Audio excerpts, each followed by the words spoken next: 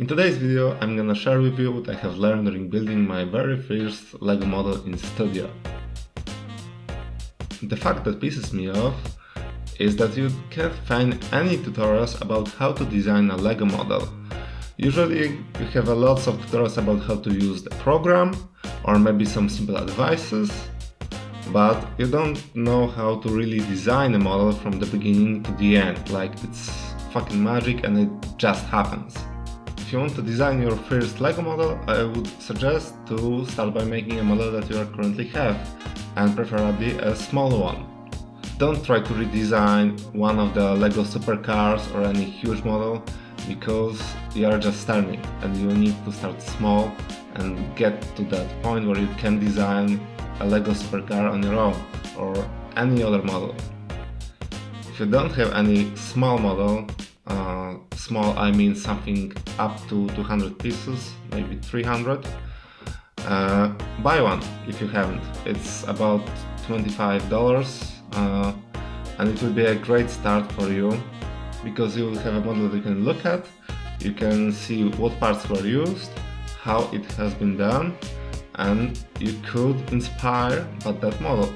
However, don't force yourself to make your model look like the one you have, because it's your model, you are building it, you are designing it, you are not making an exact copy of that model. So surely it will differ from the model that you have bought from the LEGO. Designing a model is like a drawing or any other form of art.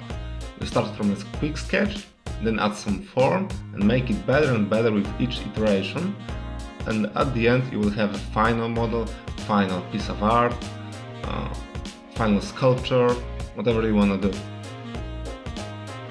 If you don't know how to start, check the instructions of your model. I will post link in the description of this video where you can find out instructions for any LEGO model that is out there. As an example of how to start, I will follow the instructions of Nissan GT-R Nismo.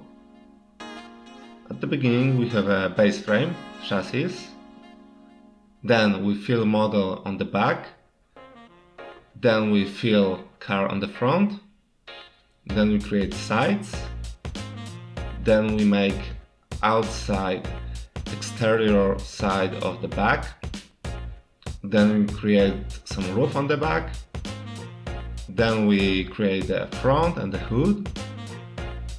As next we create the roof of the car, and on the end we add tires.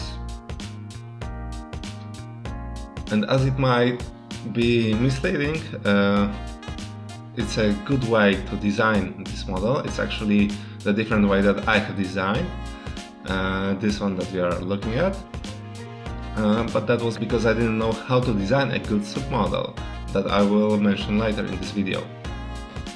My approach was the following: create a base frame, then create outside of the back, design the rear of the car, then add some filling bricks to the base model, then create the front of the car, then add some bricks to fill the front, then build the sides, then build the roof, and at the end add some tires. To have better understanding of how to create a LEGO model is reverse engineering any LEGO model instructions.